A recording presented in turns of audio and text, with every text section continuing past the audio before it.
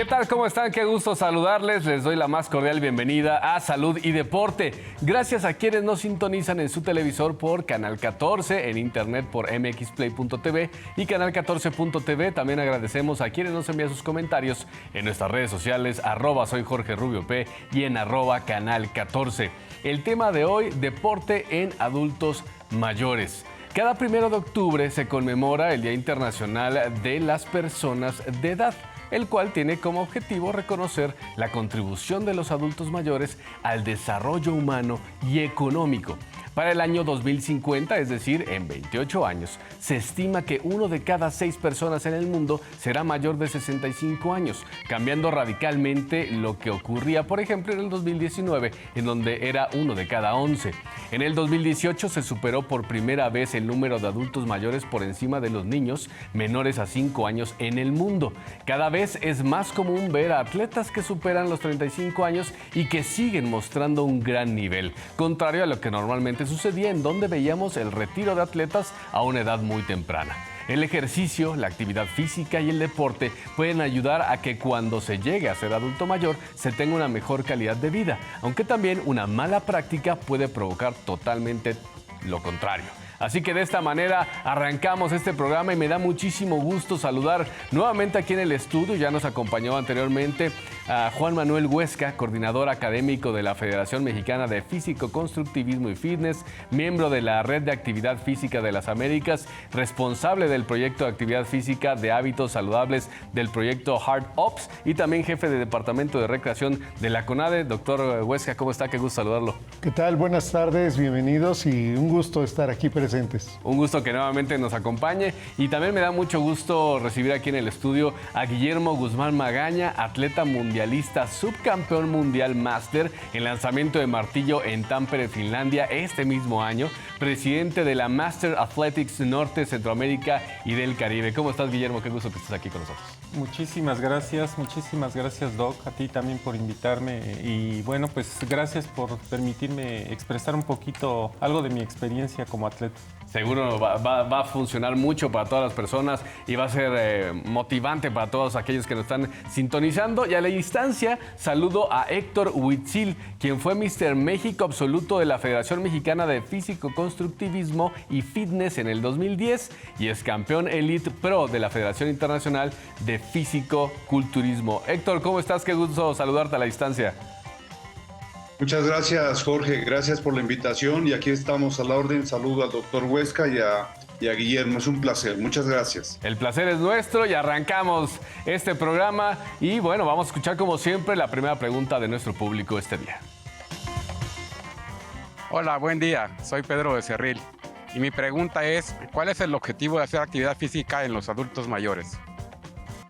Ya estaremos hablando de cómo beneficia o también los riesgos, pero el objetivo principal, Juan Manuel, ¿cuál sería de que un adulto mayor haga alguna actividad física? Bien, de hecho, el tema es sobre adulto mayor, pero aquí la idea es de que toda la población tiene que hacerla. Claro. Pero actualmente el paradigma de la salud física nos dice que salud física es igual a función corporal. Así es de que la población de adultos mayores es una población muy heterogénea porque no todos llegan con buen estado de salud, algunos tienen muchas comorbilidades, problemas de peso y otra disminución de su funcionalidad. La idea es de que tanto la actividad física, la práctica de algún tipo de deporte o ejercicios que se pueden hacer en múltiples lugares van a ser benéficos para mantener un buen estado de salud física y obviamente va acompañada de una mejor salud mental, ¿sí? Sí, ese es el objetivo y por supuesto, como bien lo comenta el doctor Huesca, estaremos hablando también de la importancia de hacerlo en una edad temprana, no esperarse, aunque nunca es tarde, dicen, pero obviamente pues si inculcamos desde pequeños a los niños y a las niñas a que practiquen algún deporte o hagan alguna actividad física, pues obviamente ya solito va a ser parte del día a día. Básicamente va a ser igual de importante como despertarse y comer, así, igualito el deporte y la actividad física.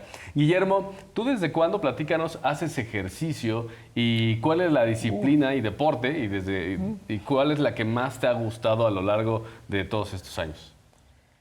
Bueno, pues yo empecé en el deporte propiamente por un tema de bullying, déjame decirte. Los amigos no me escogían ni regalado para los equipos de fútbol, de básquetbol. Eras ¿no? el último. Las muchachas no me volteaban a ver, entonces imagínate, me sentía yo relegado. Y a través del deporte me abrí un camino, sentí que era un camino a seguir y bueno, pues ahí me quedé. Empecé y sigo todavía en el atletismo, compito actualmente en la categoría máster. Las categorías másters en el mundo empiezan formalmente a los 35 años, se aceptan a partir de los 30 y competimos con competidores de nuestra misma edad o nuestro mismo rango de edad que van cada 5 años. De esta forma garantizamos que la competencia sea justa. Ok. En el tema del lanzamiento de martillo, ¿desde qué momento te empezó a gustar este deporte y por qué te gustó esta disciplina? Bueno, siempre me gustaron las cosas rudas, las cosas de fuerza. Nosotros somos atletas de fuerza rápida. Y afortunadamente y genéticamente yo vengo de una familia de gente fuerte. Mi hermana es olímpica, compitió en Atenas. Atenas. ¿Nos acompañó aquí? Sí, Violeta. Sí, mi hijo también hace tiempo fue al Campeonato Mundial de También Nairobi, en Kenia. Acá. Sí, entonces somos gente muy fuerte que pues con tantito ejercicio nos ponemos muy fuertes. Y bueno, eso es lo que a mí me gustó y eso es donde tuve alguna capacidad que yo mostré para mis entrenadores y pues me encauzaron bien y logramos tener muy buenos resultados a nivel mundo. Y tan buenos resultados y tanto te ha gustado que, bueno, pasarán los años y tú quieres seguir practicando el lanzamiento de martillo, ¿no? Bueno, pues esto es... ¿Se hace como una adicción un poquito? No quiero compararlo con un vicio, ¿no? Pero pues nos hacemos adictos a las endorfinas. Y pues la prueba de esto es que pues aquí hay 2 medallitas que acabo de traer de un campeonato mundial. Acabamos de competir en Tampere, en Finlandia. Competimos con los que en su momento fueron atletas de la ex Unión Soviética, donde tenían mucha ventaja sobre nosotros por motivos de cuestiones del dopaje y eso, ¿no? Entonces ahora nosotros pues ya estamos más parejos, ya ellos no usan el dopaje y pues las condiciones son diferentes, han cambiado y nos ha permitido a nosotros que siempre hemos estado limpios, pues traer este par de hermosuras que aquí ustedes están viendo ahí en la televisión. Ahorita que estaba ayudando a acomodarlas un poquito, de verdad están increíbles las medallas. Sí. Y bueno, muchísimas felicidades, poniendo todavía, como siempre, en alto el nombre de México. Y otra persona que también pone en alto el nombre de México eres tú, Héctor. Platícanos un poquito tú, ¿desde hace cuánto practicas ejercicio, algún deporte que hasta la fecha es el que sigues practicando o el físico-constructivismo, si lo dije bien, es el que ha sido parte de tu vida? Ok, mira, yo empiezo a hacer ejercicio formal a los 8 años de edad. Digo formal en el sentido de competir. Hay competencias, hice otro tipo de disciplinas diferente a la que hoy hago. 100 metros planos, 400. Siempre fui atleta. Yo desde que tengo uso de razón siempre fui atleta. A los 14 años me atrapa este mundo del ejercicio, del trabajo de fuerza. Y de igual manera, así como Guillermo y muchos atletas lo sabemos porque lo hemos vivido, la no aceptación social, desde lo académico, la escuela, lo escolar, la sociedad allá en la calle, y tú te sientes relegado, te sientes menos, la autoestima empieza a deprimirse. Y la idea original de ir a hacer ejercicio era esa precisamente, llenar un poquito con kilos de carne para que no me viera tan flaco. Cuando aparece la idea de competir, yo la rechacé absolutamente. Dije, competir jamás. Yo no voy a poner un calzoncito chiquito y voy a subir un escenario de ninguna manera. Cuando pasa el tiempo, empieza el cuerpo a cambiar y las propias circunstancias y condiciones te van orillando solito al alto rendimiento. Yo empiezo a competir cuando tenía 19 años de edad y gano el Mr. Puebla. De ahí fue el inicio, pasé por cualquier cantidad de competencias en el país, fui a competir también, me tocó ir a Rusia, a Centroamérica, Sudamérica, Estados Unidos. Nunca obtuve un primer lugar a nivel internacional, el deporte mío es muy difícil, muy complicado por muchas razones. Pero aquí en México logré conquistar el título más importante, que es el Mister México Absoluto. Lo obtuve en 2010 y un año después, a los 46 años, gano mi Pro Card. Yo gano el Mister México a los 45, que eso es importante recalcarlo. Hay deportes que lo permiten, Claro. hay deportes que no lo permiten por su propia naturaleza. El mío sí lo permite, claro, siempre y cuando te cuides, te entregues totalmente. Pero lo que empezó como un juego se convirtió en una forma de inclusive capitalizarlo, porque realmente vivo de esto. Pero lejos de eso, nosotros no debemos de perder el espíritu de que al final, de cierta manera, somos ejemplo para mucha gente que viene abajo.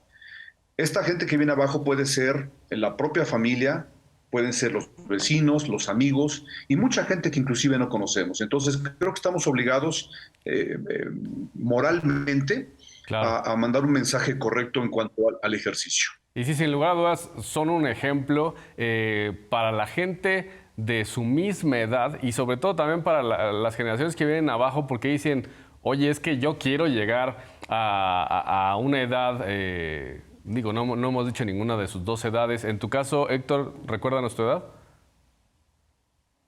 En 3 semanas cumplo 57 años. 57, Guillermo.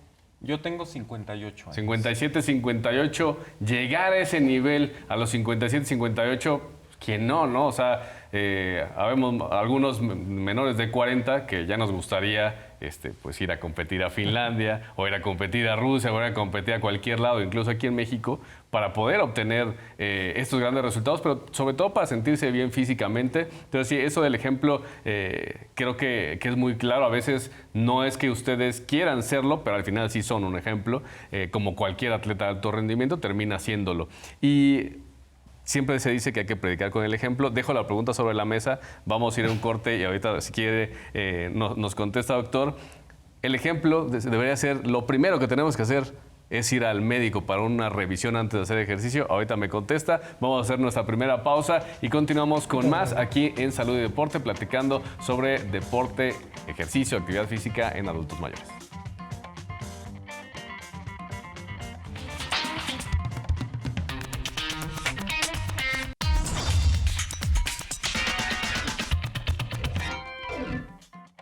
Gracias por continuar con nosotros aquí en Salud y Deporte y continuamos platicando sobre ejercicio, deporte en adultos mayores y dejaba sobre la mesa la pregunta para el doctor Juan Manuel Huesca sobre el ejemplo, que uno de los ejemplos debería ser, muchas veces seguimos recomendaciones de dietas o de ejercicios, pero cuando alguien nos dice, yo te recomiendo ir al médico para que te haga un chequeo y después sigas practicando lo que quieras practicar, ahí es cuando decimos, híjole, ¿no? Ese sería como un buen ejemplo a seguir. Lo primero que habría que hacer es siempre ir con un médico. Sí, y bueno, y estamos hablando del adulto mayor, pero en general es para cualquier persona. Debe tener un médico, incluso hasta para la práctica de un deporte, deben tener una revisión médica, un certificado médico, pero sobre todo que sea avalado por un médico especialista.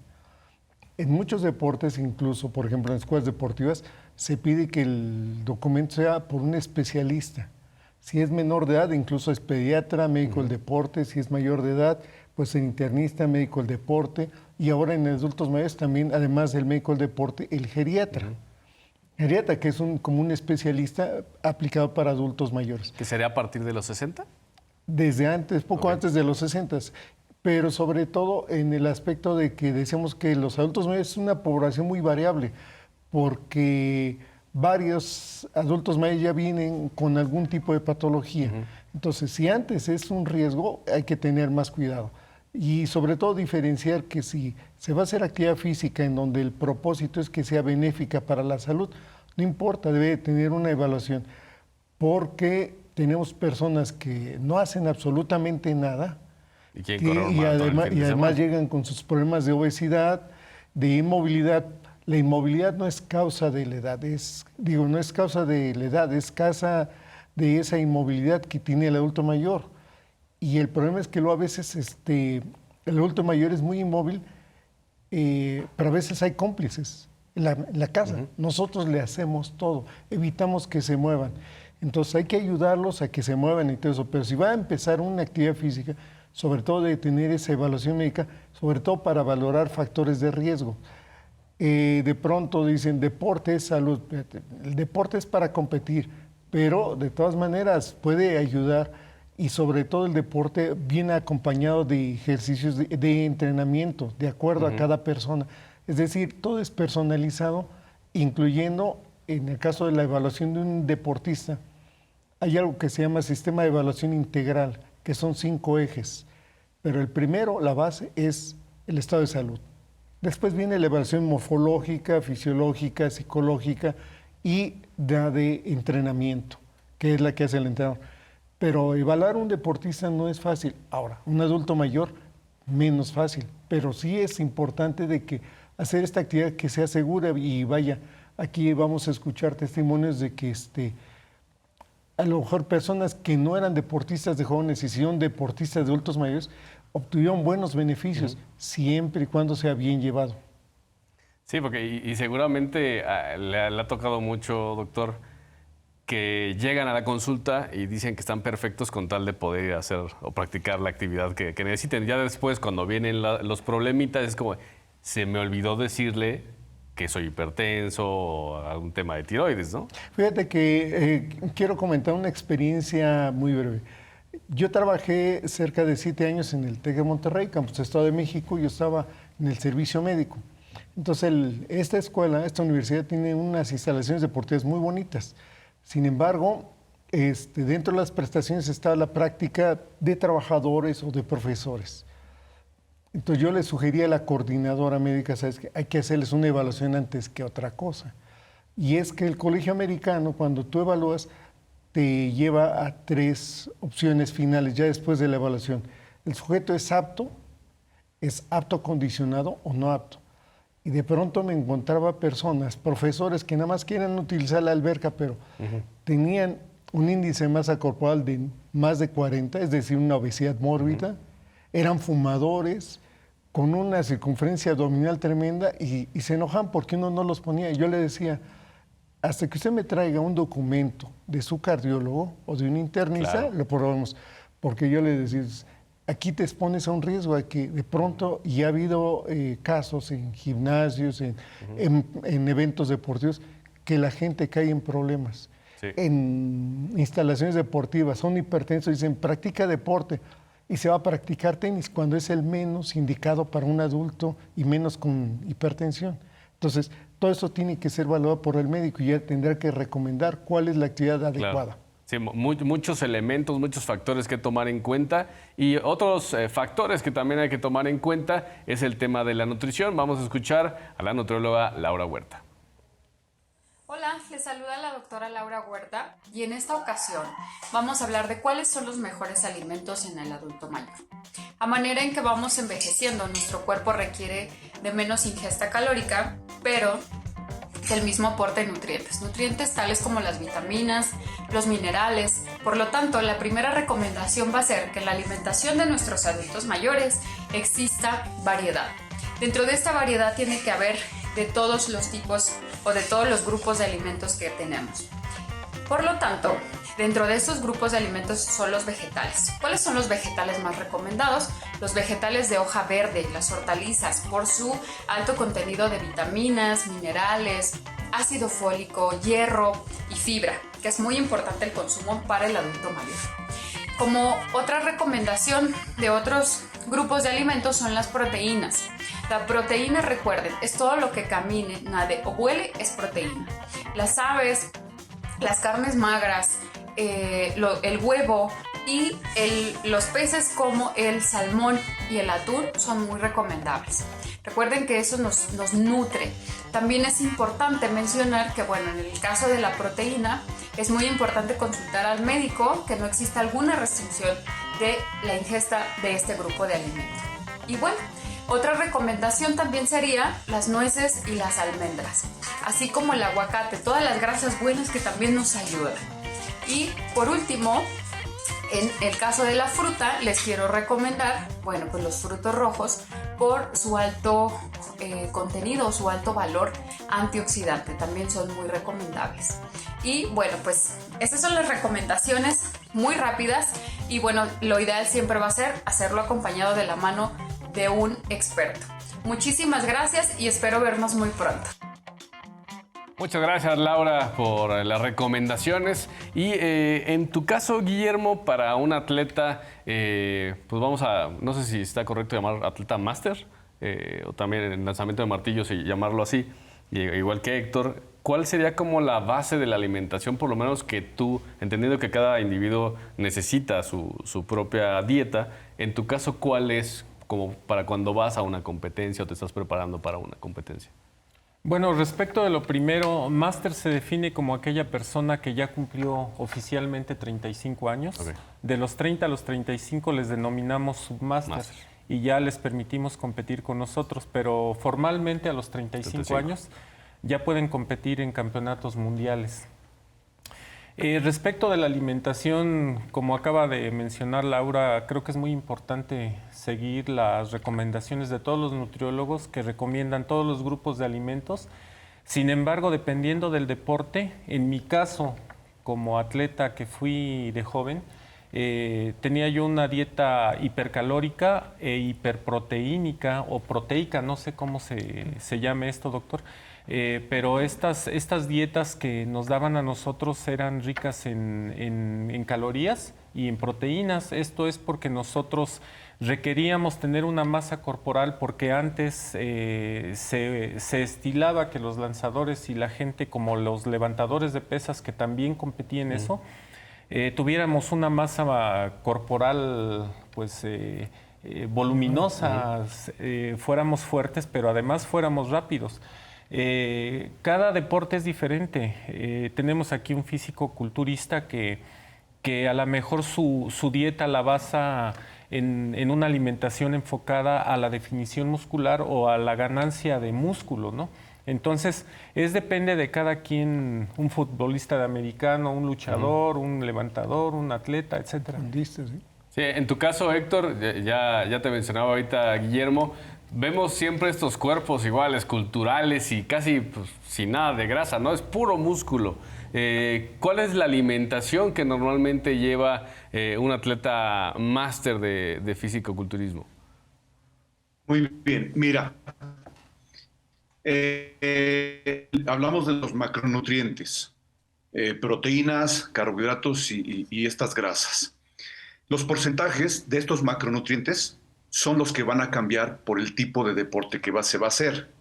Por ejemplo, en el deporte de resistencia, por ejemplo, un maratonista, su ingesta de grasa es mayor, su ingesta de proteína es menor.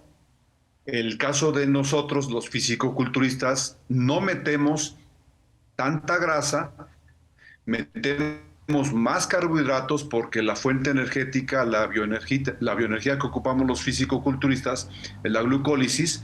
Entonces es alta en carbohidratos, baja en grasa y también un poco alta en proteínas, que aquí es donde viene el problema, porque la gente oye proteína, músculo, dices pues más proteína, más músculo, y no funciona así. De hecho, ese exceso de proteína al final, a quien estamos lastimando de manera importante, pues es a los riñones. El producto del metabolismo de las proteínas genera un metabolito, y si saturamos de este subproducto del metabolismo de las proteínas, esto presenta problemas renales. Pero básicamente en cuanto a los macronutrientes es diferente por el tipo de deporte. Repito, en el nuestro, como buscamos incremento de la masa muscular, la proteína juega un papel o un porcentaje importante y la grasa se reduce, a diferencia de los deportes de resistencia. Cuando ya se va a competir, se hace un proceso, se le llama depletación, es un vaciado, que a veces se confunde con deshidratación, que ese es un error que existe en el deporte y en muchos deportes lo hacen. Se deshidratan cuando eso es incorrecto. Hay que hacer una depletación y esta depletación consiste en hacer un programa completo todo el año mientras se esté compitiendo, porque así como se periodiza el entrenamiento, también se periodizan las dietas, cosa que es un error que cometemos muchos deportistas. Esa dieta se periodiza, entonces en enero se come de cierta manera, en marzo de otra, y depende qué tan cerca de la competencia se esté, es que se come de manera diferente. Claro. Habitualmente en los deportes como el box, como el nuestro y muchos más a nivel olímpico, se hacen depletaciones, hay una descarga de carbohidratos y luego se hace una recarga para estar potente potente, relleno y fuerte el día de la competencia. Básicamente en eso estriba la alimentación. Sí, muy importante lo que comentas, igual que Guillermo, cada persona, dependiendo del deporte, va a basar su alimentación de una forma diferente y sobre todo el adulto mayor que de repente puede llegar a decir, pues ahora ya a lo mejor tengo un poco más de tiempo, quiero empezar a practicar otra disciplina que a lo mejor me va a gustar, pues a lo mejor ahí tiene obviamente lo que comentábamos, acudir con un médico, también con un nutriólogo, una nutróloga, para que aconseje de la mejor manera los pasos a seguir para justamente evitar este tipo de problemas, porque si dicen, me voy a empezar a ir al físico constructivismo, pues ¿qué va a pasar? Pues le empiezo a meter galleta y a comer más, como decías, pero tal vez eso nos puede traer consecuencias negativas. Vamos a hacer nuestra segunda pausa. Antes quiero invitarles a que nos escriban en nuestras redes sociales, @soy Jorge Rubio P y @canal 14 MX. Al regresar, más preguntas de nuestro público sobre deporte en adultos mayores.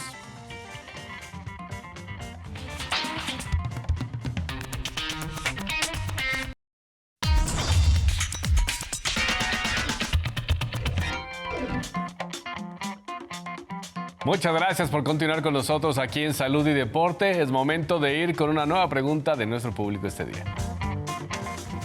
Hola, soy Lourdes García. Mi pregunta es, ¿cuánto tiempo tengo que hacer de ejercicio al día? ¿Cuánto tiempo tengo que hacer ejercicio al día, doctor Huesca? ¿Cuál es la respuesta? No sé si llamarle correcta. A ver, no, es que está bien el planteamiento, bueno, pero aquí hay que definir un poquito los conceptos. Uno, el deporte, decimos, es para competir bajo ciertas reglas, ¿ok? Entonces, para competir necesitas un oponente. El ejercicio es para desarrollar una habilidad o destreza. Esto lo puedes hacer bajo una orientación adecuada, con cierto instrumental, ciertos días y el ir mejorando, eso se llama a través de un proceso de entrenamiento. Y la actividad física son las actividades que realizas todo el día, todos los días, que requieren un gasto energético y son benéficas para la salud, como la simple movilidad. Si la persona que nos hace la pregunta, si quiere hacer ejercicio enfocándose a desarrollar algún tipo de habilidad, la Organización Mundial de la Salud, en cuanto por lo menos de actividad física, se recomiendan por lo menos 30 minutos por día. Se dice 150 minutos a la semana de actividad moderada a vigorosa. Alto ahí. Esto es en adultos o en personas jóvenes. Pero ¿qué pasa en un adulto mayor que a lo mejor no se mueve? Con que él empieza a hacer actividades a una intensidad lenta, ¿sí?, en donde trabaje la mayor parte de músculos y grupos musculares, que la velocidad de ejecución sea de lenta y cada vez va a ir subiendo más, y sobre todo tratar de hacer ejercicio siempre acompañado, algún tipo de entrenamiento, preferentemente acompañado, y dentro de esto, preferentemente grupos homogéneos, hacer grupos homogéneos. Yo siempre he pensado, y no sé si esté en lo correcto, que cuando un adulto mayor ya no, pues deja de moverse, siento que como, no sé si las articulaciones o algo, obviamente no es que se oxiden, pero podríamos decirlo así, se está oxidando, o sea, al no usarlo, pues se está deteriorando, entonces como me duele ya no lo muevo, pero entonces al final puede llegar a ser peor. Se hace un círculo vicioso, exactamente. Hay dolor, deja de moverse, mueve y entonces otra vez dolor y cada vez se mueve menos. No. Cada persona podrá hacer algún tipo de actividad de acuerdo a sus características. Por eso decíamos, la OMS recomienda esto, pero si una persona nunca ha hecho nada, entonces tendría que empezar de algo lento y ir avanzando paulatinamente. Ahora, las articulaciones, la masa muscular, todo esto va a ir bajando con la edad, y comentamos que hay un proceso que se llama sarcopenia. La sarcopenia es pérdida de la masa muscular, la sarcopenia primaria, todos la vamos a tener en algún momento cuando bajen nuestras hormonas, que ya nuestra síntesis de proteínas de músculos va a bajar, etcétera. Llámese menopausia, llámese andropausia, todo lo vamos a tener. Sin embargo, lo preocupante actualmente es de que ya hay sarcopenia secundaria, y esto ocurre en gente de menos de 30 años que no se mueven, o la gente que está desnutrida o con problemas neuromusculares, puede ser esto. También esto puede ser uno de los problemas, ¿no? Ya no nos movemos tanto porque estamos todo el tiempo en los Estamos todo el dispositivos. tiempo, pero podemos utilizar aplicaciones para movernos más. Sí, hay aplicaciones. Claro. Vaya, empezando con que una persona busque un contador de pasos, puede ser de mucha utilidad y sobre todo ir evaluando el número de pasos. La otra puede ser el celular, puede ser el automóvil y la gente ya no acostumbra caminar 10 minutos porque se le hace muy lejos y se sube el auto en vez de caminar. No, y en los tiempos libres, eso es también difícil porque cuando despiertan y tienen ganas de hacer ejercicio, mejor se acuestan hasta que se les pasen las ganas de hacer ejercicio, ¿verdad? Otros 5 minutitos. Sí, otros 5 minutos. Y también de repente, pues, si hay escaleras donde bien, que de repente suban las escaleras, digo, en medida de lo posible, obviamente lo que ya comentábamos, consultar sobre todo un médico. Guillermo, tú has hecho prácticamente toda tu vida ejercicio y creo que eres la persona indicada para la siguiente pregunta. Si hacemos ejercicio desde pequeños, es muy probable que tengamos una mejor calidad de vida ya cuando lleguemos a ser adultos mayores. Definitivamente sí. El ejercicio, la actividad física, entendiéndose por actividad física todo tipo de movimiento. Cuando tú te paras de tu sillón, en lugar de cambiarle con el control remoto y te paras a cambiarle manualmente, ya hiciste actividad física. Pero esa no es la actividad física que recomienda la OMS. La actividad física es un poquito más intensa para que pues, todo el organismo trabaje y la gente se beneficie de las bondades de la actividad física. El deporte debe ser bien llevado desde edades tempranas. No se vale que, por ejemplo, un 31 de diciembre estemos haciendo un propósito de Año Nuevo. Estamos gorditos y prometemos que al día siguiente vamos a empezar a hacer ejercicio. Entonces nos vamos al Zope, nos vamos al bosque de Tlalpan o nos vamos a algún otro lugar, vemos pasar un grupo de corredores que llevan años corriendo y nos queremos pegar. Y por ahí 200 metros adelante nos estamos vomitando, si bien nos va, si es que no nos da un infarto. Entonces tenemos que ser conscientes de que tenemos que empezar a hacer una actividad física y más en adultos y adultos mayores que esté bien supervisada por un entrenador que esté certificado y, como acaba de mencionar el doctor, que tengamos certeza de nuestro estado de salud y que sepamos que pues, vamos a estar en una situación un poco más segura para hacer nuestra actividad y no vayamos a hacer algo contraproducente que al rato es 5 de enero y ya nadie va por todo el ácido láctico que traen en las piernas y a nadie soporta eso. Entonces hay que empezar caminando, trotando, lapsos, trote, caminar, ejercicios, flexibilidad, etcétera. Y también creo que ser honestos con uno mismo, porque tal vez gente que corrió un maratón hace 10 años dice, propósito de año nuevo, ya tengo unos kilitos de más, voy a correr un maratón y que quieran a lo mejor en 2 meses, cuando 10 años pararon, ya estar listos para un maratón. O sea, ¿y qué puede suceder? Lo que comentabas. En el mejor de los casos, pues a lo mejor que te sientes un poquito mal, pero en el peor de los casos que puede ser un escenario mortal, como lo hemos visto en muchos medios maratones y maratones. Héctor, uno de los beneficios de seguir practicando deporte, incluso siendo ya un adulto mayor, es que se tendrá una mayor fuerza. Si bien platicaba ya el doctor Huesca que empieza a bajar un poco la masa muscular, ¿esto podría contrarrestarlo? Desde tu punto de vista, ¿qué opinas? Ok, muy bien. Es muy, muy buena la pregunta. La osteopenia, la dinapenia, la cratopenia, la sarcopenia, todo lo que acaba en penia, desgraciadamente, es un proceso y una ruta biológica en la cual todos los seres humanos vamos a pasar, absolutamente todos. Aquí no se escapa nadie. ¿Qué va a hacer el ejercicio? ¿Qué es lo que va a hacer? ¿Va a evitar que yo tenga sarcopenia? No. De todos modos ya tengo sarcopenia. Pero ¿qué sucede? Que la sarcopenia me está llegando más tarde y cuando llega muy aletargada. Quiere decir entonces que el ejercicio ayuda de una manera impresionante. No se puede competir contra la naturaleza. Eso es inevitable. Pero el ejercicio nos va a dar mucha calidad de vida, va a llegar la sarcopenia, la pérdida de la masa muscular, pero va a ser tardía. Y cuando esta llega, va a ser como tenue. Y aquí es donde se capitaliza todo el trabajo que has hecho toda tu vida y la gente a veces no cree la edad que tienes, precisamente por eso. Yo hoy día peso 100 kilos. La gente que me conoce del alto rendimiento siempre me dicen, oye, profe, ¿por qué te ves muy delgado ya? Oye, profe, estás muy delgado. Obviamente por la imagen que tuve cuando fui competidor. Pero yo pregunto, una persona de 57 años, yo, peso 100 kilos, ¿eso es ser delgado? No. Quiere decir que la sarcopenia ya la tengo, pero ha llegado muy tenue. El ejercicio debe hacerse toda la vida. Esto es cultural. Y empieza no con la escuela, con lo escolar, porque siempre señalamos que la educación física en nuestro país es pésima. Es un tema del que no vamos a hablar hoy. Pero la cultura física no empieza en la escuela, eso es mentira. La cultura física empieza en la casa, que es la célula, la unidad celular social, es la familia.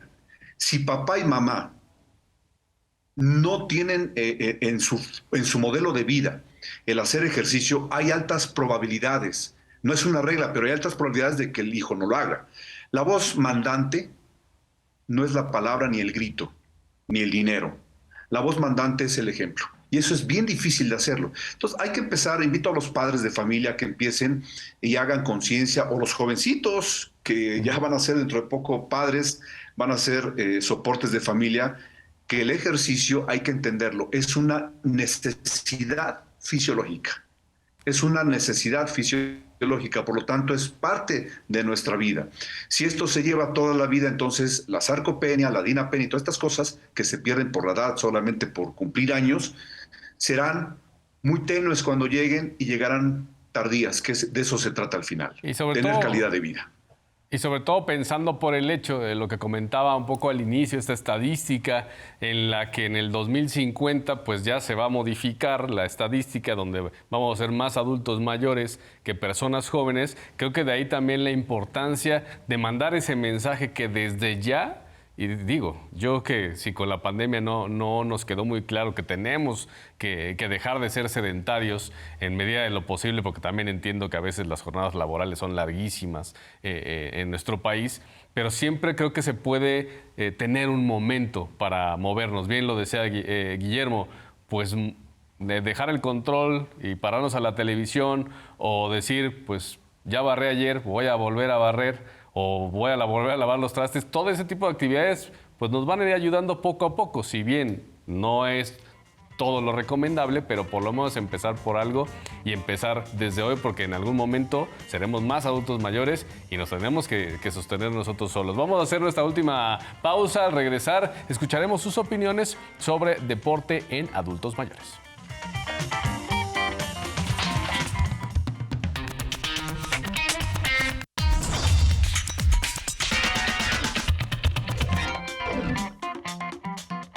Estamos de regreso en esta última parte ya de nuestro programa este día, hablando sobre deporte en adultos mayores, y como cada semana vamos a escuchar sus opiniones sobre el tema aquí en Salud y Deporte.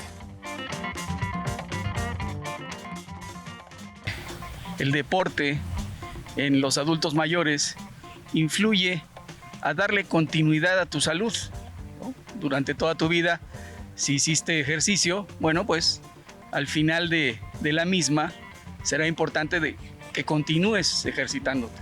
Hay muchos factores, se habla primero de la salud, la conservación de la salud, pero también en esto tiene que ver el aspecto lúdico, es una especie de juego.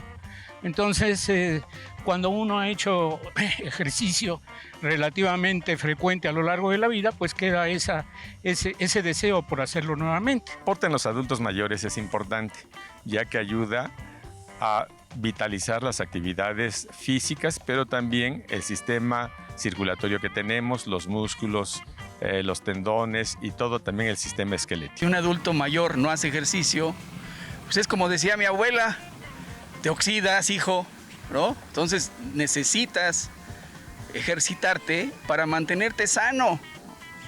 Bueno, si un adulto mayor no hace ejercicio, empieza a haber atrofia en su circulación, hay problemas de acumulación de grasa, sube el colesterol y también los triglicéridos. Los médicos recomiendan que hagamos deportes, particularmente una caminata mínimo de 30 minutos. Se dice que el ejercicio ayuda a tener una mejor salud, ¿no? Los médicos lo recomiendan. El tipo de actividad que yo creo que puede hacer un adulto mayor es cualquiera, bajando la intensidad, ¿no? Si juegas fútbol o jugaste fútbol, bueno, bajas la intensidad de ese juego. Pues yo creo que no hay más límites que los que uno pueda poner, ¿no? Un adulto mayor puede caminar, puede trotar, incluso correr, pero particularmente puede nadar. De alguna manera recomiendan cuando menos 2 sesiones a la semana para poder nadar. Muchas gracias, como siempre, por sus opiniones.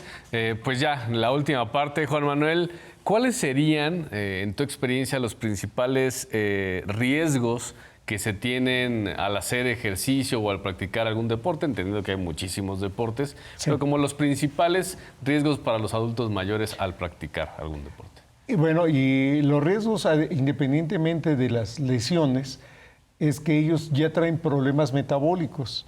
Entonces, por ejemplo, en el caso de adultos mayores, se recomienda que para evitar esto, hacer trabajo en donde no carguen todo su peso corporal. Entonces, por ejemplo, actividades en bicicletas, si van a gimnasios, las bicicletas recumbentes, que tienen respaldo muy bien, el andar en bicicleta, incluso hemos visto en los paseos ciclistas gente adulto mayor patinando, eso ayudaría muy bien.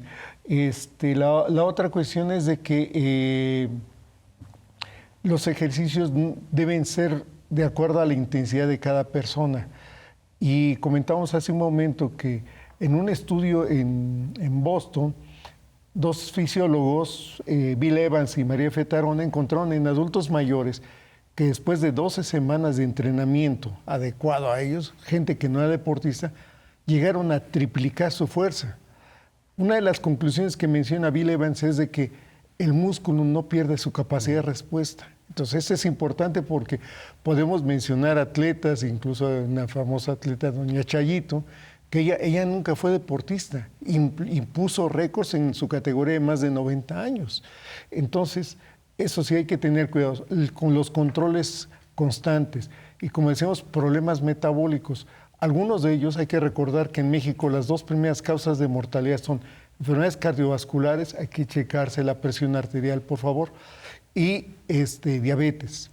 Entonces, decía, y ahora le sumamos COVID. Y ahora le sumamos COVID, pero bueno, ahorita siguen todavía siendo esas las 2 primeras causas, pero por eso decimos que un adulto mayor no debe ser, así como los niños, así como la gente que va a campo traviesa o que está en la alberca, no tienen que hacer actividades solos, siempre deben estar acompañados. Y en el caso de los adultos mayores, si son diabéticos, no deben hacer ejercicio muy noche. ¿Por qué? Porque se puede presentar una hipoglicemia tardía cuando están durmiendo. Entonces, pero en esto el paciente o el adulto mayor tiene que estar pendiente de sus chequeos. Y ya les decía, puede ser un geriatra, puede ser un médico del deporte, estar al pendiente de su progresión. Tampoco se trata de que hagan lo mismo, ya irán valorando eso junto con un entrenador, como decía Guillermo, certificado. Y es lo mismo que planteamos en la Federación Mexicana de Físico-Constructivismo. Los entrenadores tienen que certificarse, tienen que prepararse porque tienen que atender a todo tipo de población. Y lo mismo estamos haciendo, pero en boxeo, pero bueno, ya con una población específica. Sí, importantes esos chequeos constantes. Entiendo a veces el tema económico, puede ser difícil estar haciendo esos chequeos constantemente, pero aquí lo hemos dicho muchas veces, a veces el no hacer esos chequeos puede traer un gasto mucho mayor. Entonces, y también hay gente que, bueno, no le gustan las jeringas, las agujas. Entiendo también esa parte, pero va a ser mucho más importante hacerlo constantemente, algo que no estamos acostumbrados en nuestro país, pero hay que hacerlo porque eso nos va a evitar muchísimos escenarios lamentables o que tengamos una enfermedad. Tal vez si nos dicen tienes prediabetes, pues puede de alguna forma llevarlo de la mejor manera. En tu caso, Guillermo, en tu deporte, lanzamiento de martillo, ¿cuáles son ya en esta edad las principales lesiones que tú hayas visto en ti o en tus compañeros? Bueno, hablando del atletismo, no nada más del martillo. Yo quiero decirte que el atletismo se subdivide en saltos, lanzamientos, carreras de velocidad, de distancia, campo traviesa, marcha atlética. Entonces depende de cada especialidad que cada atleta tenga, ¿no? Si estamos hablando, por ejemplo, de un velocista, lo más común del mundo son los desgarres musculares, que a veces hasta se oyen. El mismo atleta va corriendo y oye cuando se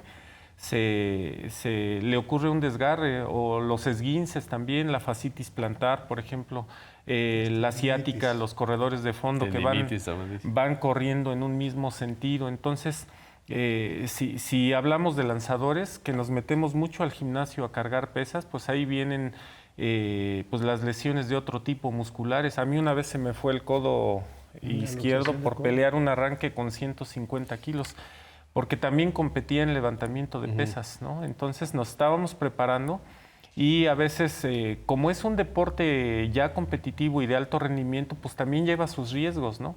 Y esas son las lesiones que puede llevar un lanzador. El velocista, pues son los desgarres, y hay otro, la tendinitis, la fascitis plantar, o sea, son muy diversas, ¿no? Otra lesión puede ser un mismo accidente, te resbalas en el círculo, sale por un lado el implemento y por otro lado sales tú, porque se rompe el equilibrio. Entonces actúa la física. Y que en adultos mayores es lo que menos se desea, ¿no? Una caída, claro. Porque tantos y tantos casos que hemos escuchado, creo que todos, por una caída que ingresó al hospital, y eso va desarrollando un montón de otras situaciones que a veces pues ya ni salen del hospital, ¿no? Son accidentes, que se te rompa la pértiga o la garrocha cuando se va doblando, vas para abajo, ¿no? Quiero contarte una anécdota. Teníamos nosotros un competidor, ya falleció, el señor Omar Fierro, padre del actor. También fue jugador de fútbol americano en el Instituto Politécnico Nacional. Y él lanzaba disco, lanzaba bala y lanzaba martillo en los Masters también. Entonces, en una ocasión él se preparaba y arrastró el martillo, y con la cabeza del martillo, que es de acero puro, se pegó en el tobillo. Y el señor se aguantó y le quisimos ayudar y dijo, no, yo estoy muy fuerte, pero sí vi que se lastimó. Sí, claro. Vi. Entonces, a veces el orgullo quiere sobreponerse, y no debemos ser una persona orgullosa. Si sé que me lastimé, no hagas que te lastimes más o que te dañes aún más la lesión que ya tienes. Y sobre todo a los adultos mayores, a veces se llega a esa terquedad, ese orgullo de no, todo está bien, no pasa nada, y al final ya después dicen, no, es que sí me dolió, sí me lastimé. Héctor, ya para terminar, nos quedan 2 minutitos. ¿Qué recomendaciones le darías tú a la gente que hoy se quiere acercar a algún deporte, o que quiere simplemente pues dejar de ser una persona que está sentada todo el tiempo, acostada todo el tiempo, y que dice, hoy voy a empezar, pero hoy tampoco empezó, y mañana tal vez tampoco, porque tal vez nadie le ha dicho nada que lo motive o la motive para hacerlo? Es un problema muy común que existe en la sociedad, no solo en México, sino en todo el mundo, que la gente hace un propósito. En la cultura nuestra, habitualmente empezamos algo y no lo terminamos. Desgraciadamente, ese es un promedio. No estoy diciendo que todos, pero es un promedio. Es importante la motivación, acercarnos a gente profesional, que sea profesionista de preferencia, pero que sea profesional, ético en lo que está haciendo. Y tenemos que acercarnos a gente que sabe, para de una u otra forma, esa intención que tengo en mi cerebro, llevarla a cabo. Porque de otra manera vamos a hacer lo mismo cada ciclo de año. Viene diciembre, entramos en enero y quiero hacer todo. Entre ellos el ejercicio. Pero esa idea claudica muy rápido, precisamente también por lo que le corresponde a los entrenadores. Muchas veces los entrenadores no estamos preparados para poder llevar al atleta o a la persona que inicia por primera vez a que cumpla su misión, su objetivo, su meta específica. Si nosotros los entrenadores nos preparamos en todas las disciplinas deportivas, estoy seguro que ya no vamos a dejar ir a la gente que tiene la intención de hacer las cosas.